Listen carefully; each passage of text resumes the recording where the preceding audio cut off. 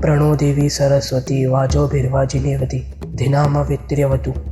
अर्थात सरस्वती देवी अनेक प्रकार के अन्न देने से अन्न वाले कहलाती है, वह रक्षा करती है। वे देवी हमें उत्तम प्रकार से तृप्त करे।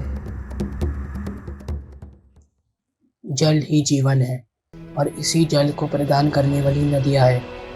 न जाने इन नदियों ने कितने लोगों की प्यास बुझाई, न जाने इन नदियों के तटों पर कितने महान गुरुओं ने अपनी शिक्षा पूर्ण की, न जाने इन नदियों के गर्भ में कितने महान योद्धा जन्म लिए, और न जाने इन नदियों में कितनी महान सभ्यताएं भी लीन हो गई। आज हम ऐसे ही एक नदी के बारे में जानेंगे जो कई हजार साल पहले गायब हो गई थी। क्या ऐसी नदी का वास्तव में कोई अस्तित्व है, और यदि है तो वो कब, क्यों और कैसे गायब हुई? जी हाँ, हम जानेंगे सरस्वती नदी के बारे में। तो चलिए शुरू करते हैं।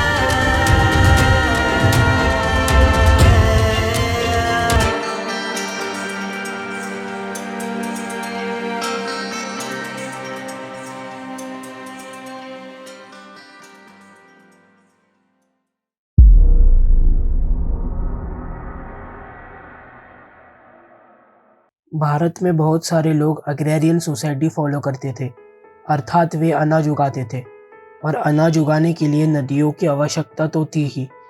इसलिए पौराणिक सभ्यताएं नदियों के पास बहुत ज़्यादा बढ़ती थी।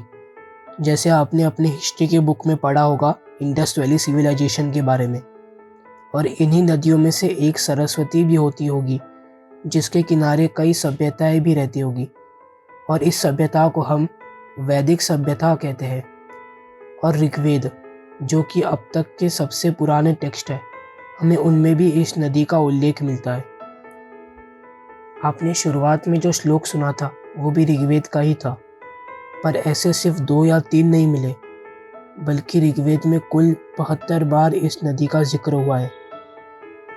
और हम इनमें से कुछ श्लोकों का अर्थ जानते हैं। जैसे कि ये एक श्लोक है, इसका अर्थ है, हे सरस्वती देवी, आप बल से युक्त है, आप संग्राम के समय हमारी रक्षा करें एवं पुष्ण देव की तरह हमें धन प्रदान करें। इस श्लोक से ये प्रतीत होता है कि यहाँ देवी के बारे में बात हो रही है, ना कि किसी नदी के बारे में। परंतु अब गलत है। हम किसी दूसरे श्लोक को देखते हैं, जैसे कि ये, जो सरस्वती देवी अपने बलवान वेग से कमलनाल की तरह पर्वत के तटों को तोड़ देती है, हम उन सरस्वती देवी की भक्ति और सेवा करते हैं। इसका ये अर्थ बनता है। और इससे तो यही समझ में आता है कि सरस्वती नदी ये किसी पर्वत से गुजरती होगी, या यूँ कहे कि ये नदी का स्रोत किसी पर्वत में होता होगा। एक और श्लोक है जिसका अर्थ है, हे नदियों, मातृगणों, देवों में सर्वश्रेष्ठ माता सरस्वती, हम मूर्ख बालकों के समान हैं, अतः हमें उत्तम ज्ञान प्रदान करें। इससे ये पता चलता है कि उस वक्त सरस्वती नदी ये सर्वश्रेष्ठ नदी हुआ करती थी। सिर्फ ऋग्वेद में ही नहीं बल्कि महाभारत में भी इस नदी का जिक्र है।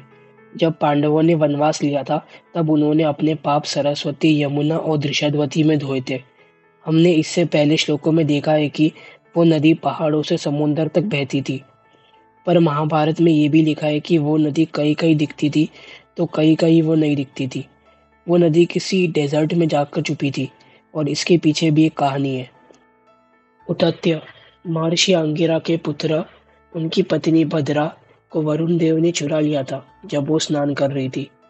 उन्हें ढूंढने के लिए ऋषि ने 6 लाख तालाब को सुखा दिया था और सरस्वती को आदेश दिया कि आप रेगिस्तान में चले जाएं। और सरस्वती सही में रेगिस्तान में चली गई, जो आज के राजस्थान में है। राजस्थान में कई सारे गांव के नाम सर से एंड होते हैं और सर का अर्थ है लेक, जैसे लूनकरण सर, मकरसर, मलकेसर, मनफ्फर सर। भगवान बलराम, भगवान कृष्ण के ज्येष्ठ, उन्होंने भी अपनी यात्रा के दौरान सरस्वती नदी में स्नान किया था। भगवान बलराम ने अपनी यात्रा प्रभास तीर्थ, जो द्वारका में है, वहां से शुरू की थी, जो कि ये बताता है कि उस वक्त तक सरस्वती नदी समुद्र में मिलती थी। फिर वो वहां से उदप्पन तीर्थ गए, जहाँ बताया है कि सरस्वती नदी अंडरग्राउंड हो चुकी है और कुछ हद तक गायब भी हो चुकी है, पर वहाँ अभी भी गीली मिट्टी और हरियाली मौजूद थी। फिर वो वहाँ से विनाशना तीर्थ जाते हैं, जहाँ सरस्वती पूरी तरह से गायब हो चुकी थी। फिर वो नगधवन तीर्थ पहुँचते हैं, जहाँ सरस्वती नदी पहले ईस्ट की तरफ मुड़कर वापस से वेस्ट की तरफ मुड़ जाती थी।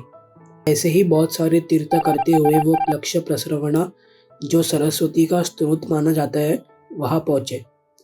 ये जो बीच में ईस्ट से वेस्ट की तरफ मुड़ती है नदी, ये एक ऑक्सबो लेक की निशानी है। महाभारत में सिर्फ सरस्वती नदी का जिक्र ही नहीं किया, बल्कि ये भी बताया कि वो नदी गायब होती जा रही है।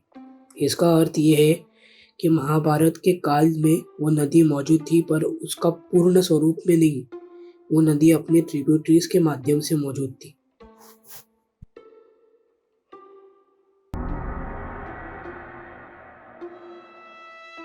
एक सर्जन और ब्रिटिश जियोलॉजिस्ट C.F. ओल्डहम ने घाघर हकरा रिवर के बारे में स्टडी किया था, और उन्होंने अपने स्टडीज में बताया कि सरस्वती नदी ये आज की घाघर हकरा रिवर की ट्रिब्यूटरी है, क्योंकि उन्होंने देखा कि ये रिवर के बेड्स बहुत ज़्यादा वाइड है, पर ये रिवर इतनी वाइड नहीं है, सो इसका पानी कहीं ना कहीं तो लॉस्ट हो चुका है। उन्होंने ये भी बताया कि इस नदी के रुकने का कारण सतलज के पानी का स्रोत रुक जाना है। आज के टाइम पर घाघर हकरा रिवर ये नॉन पेरेनियल रिवर है, अर्थात इसमें सीजन में पानी आता है और बाकी टाइम पर सूखा रहता है। इसरो ने भी इस नदी के पैलियो चैनल्स को स्टडी करना 2001 से ही शुरू किया था, और कई सैटेलाइट से डिजिटल इमेजिंग के थ्रू इनके पैलियो चैनल्स की मैपिंग की थी। पैलियो का अर्थ है ओल्ड या एंशिएंट, और चैनल यानी रास्ता। यहाँ पैलियो चैनल का अर्थ रिवर की इनएक्टिव स्ट्रीम्स है। राजस्थान में इस नदी के कई सारे इनएक्टिव बेड्स हैं, जो ज़मीन में दफन हो गए या टेक्टोनिक शिफ्ट्स की वजह से गायब हो गए। और ये इमेज इसरो के ही एक सैटेलाइट का है, जो राजस्थान के जैसलमेर के पास लिया गया था। हम यहाँ इस नदी के पैलियो चैनल साफ साफ देख सकते हैं, जो घाघर हकरा रिवर से जुड़ी हुई है। और इसरो की इस रिपोर्ट में भी पता है कि राजस्थान और नॉर्थर्न गुजरात में सरस्वती के पैलियो चैनल्स मिले हैं। राजस्थान के पैलियो चैनल्स में मिले पानी का जब रेडियो कार्बन डेटिंग करी गई, तो पता लगा कि ये पानी हड़प्पन काल का हो सकता है। आगे गुजरात में भी इसके पैलियो चैनल्स दिखे हैं, जहाँ सरस्वती समुद्र से मिलती है। गुजरात में कई कॉम्प्लेक्स डेल्टाइक स्ट्रक्चर्स बनते हैं, क्योंकि बहुत सारी नदियाँ समुद्र से मिलती है। और इस एरिया में कई सारे एंशिएंट सेटलमेंट्स भी मिले हैं, उसमें से एक तो ढोलावीरा है। और हमने इससे पहले भगवान बलराम की कहानी भी सुनी है, सो इससे ये प्रूव होता है कि सरस्वती द्वारका की नगरी तक पहुँचती थी। इस रिपोर्ट में ये भी बताया है कि ये रिवर के डिसअपीयर होने का रीज़न क्लाइमेट चेंज है, जो आज से 5000 साल पहले हुआ था। क्लाइमेट चेंज की वजह से ग्लेशियर से पिघलने वाला पानी जो नदी में जॉइन होता था, वो रुक गया और सरस्वती में पानी की कमी होती रही, और यही रीज़न है उसके नॉन पेरिनियल होने का। पर यह नदी हो ना हो, वैदिक काल में बहुत विशाल नदी हुई होगी, और इसीलिए इस नदी को पुनः जागृत करने के लिए गवर्नमेंट ऑफ हरियाणा और गवर्नमेंट ऑफ हिमाचल प्रदेश ने मेमोरेंडम साइन किया है, जिसमें वो एक बांध बांधेंगे सोम नदी पर, और उस पानी का उपयोग सरस्वती रिवाइवल के लिए हुआ और उसके चैनल्स वापस से भरे जाएंगे। अब आप सोच रहे होंगे ये सब तो ठीक है, पर सोम नदी ही क्यों? क्योंकि सरस्वती और सोम नदी का एक ही स्रोत है, और वो है आदि बद्री।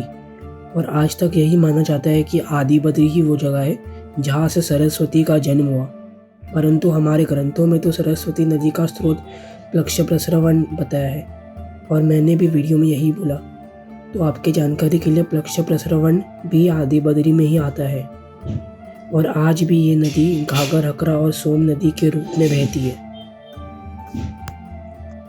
मैंने आपके फर्दर स्टडीज़ के लिए मैप और रिपोर्ट का लिंक डिस्क्रिप्शन में दे दिया है। और अगर आपको ये वीडियो अच्छी लगी हो तो लाइक कर दीजिए, और अभी तक मेरी बातें सुन रहे हो तो सब्सक्राइब भी कर दीजिए। इंस्टा और ट्विटर पर भी फॉलो करिए फॉर फर्दर अपडेट्स। मैं आपसे मिलता हूँ किसी और वीडियो में, किसी और मज़ेदार टॉपिक पर। धन्यवाद।